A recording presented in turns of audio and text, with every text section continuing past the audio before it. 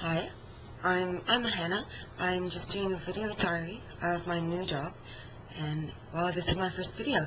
I'm en route to my new position. I live in Canada, however, my job is down in the Caribbean, and I believe I have a very interesting job. I love it. It's quite a passion of mine, and it's what I do. It's what I teach is scuba diving, and I'm hoping that maybe I can use this just to show my friends what's going on, keep them updated with what I've been doing and what I've seen, and also just if people don't know what scuba diving is about, they can use this and maybe get an idea. I also take a look at maybe what island life is like. So right now, I'm in Montreal. I was in Toronto yesterday, and today, in about a half hour, I'm going to be leaving for the airport, and I'm going to be taking my flight down to the resort I'm going to work at. For obvious purposes, I'm going to do my best to not show what resort it is. It's not that I don't want people to know, it's just I don't want to make it look like a big advertisement plug. So I just want to show what diving's all about, and if people start saying that they really like where I'm working, then maybe I'll let you know. But for now, that's all this is. Well, as I said, I'm a scuba instructor. What I do is I teach entry-level courses. I can also teach advanced-level courses such as adventure diving, advanced open water, rescue diving, and I can certify dive masters too. The open water is an entry-level course that lets you go up to 18 meters, and that's being unsupervised, so you can go with a buddy. When you are in advanced open water, it means that you've done 5 adventure dives, and those adventure dives give you a little bit of experience beyond your open water course. It teaches you skills that are above and beyond.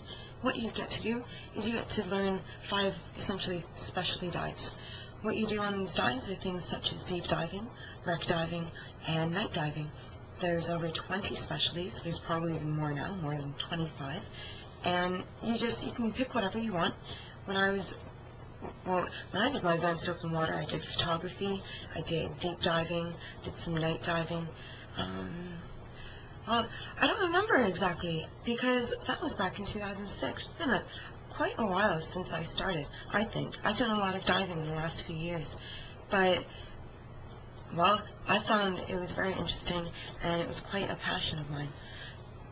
I know I'm rambling a little, but a quick history of what I've done for my scuba career is that back in 2006 I did a sail training program. I was down in the Caribbean once again, and I learned how to sail. I did some oceanography courses on this as well, and as part of that oceanography course I learned how to scuba dive. When I started, I was actually very scared. I was worried about water in my mask and breathing underwater and being able to swim and not getting eaten by anything, no sharks. But it turns out that it's a lot easier than you think. And when my instructor showed me that it's not as hard as it looks, and for instance, when I learned how to clear water out of my mask, that was when I realized I wanted to teach this. And ever since then, I've waited and I've worked towards learning how to teach. I got my advanced open water and my rescue diver on that course, and I came back to Canada and I spent a year and a half just saving up and working towards being able to be a dive master. So in 2007, I went to a place in Thailand and I did an internship, and I got my dive master and my instructor course while I was there. That certified me to be an open water scuba instructor. While I was there, I also picked up 6 specialty courses.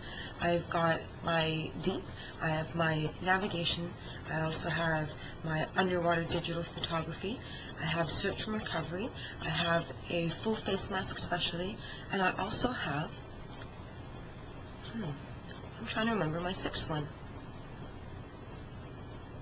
Well, if I remember it later, it will definitely pop in, because, the brain remembers these things. But anyway, so after I got all of those, I started working down in Thailand. I was down in Koh Phi Phi, which was absolutely beautiful. Now, 4 years before, in 2004, there was the tsunami that everyone knows about, of course. And I was actually able to see a first-hand account of everything that happened down there. The place I worked at also had a book that was a comprehensive report on what happened in the marine areas, in the areas affected by the earthquake.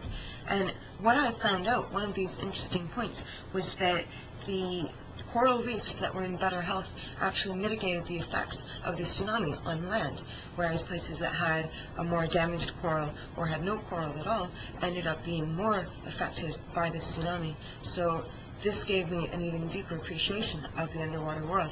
I've been interested in oceanography, and I'd like to do oceanographic engineering someday. When I'm grown up and mature, I'd love to be able to learn about hydrothermal vents and methane seeps is my specific specialty. But being in these places that were actively teaching marine conservation and being able to see it firsthand is an amazing experience, and it's something I'd love everyone to do, and everyone to be able to experience this as well. But moving on.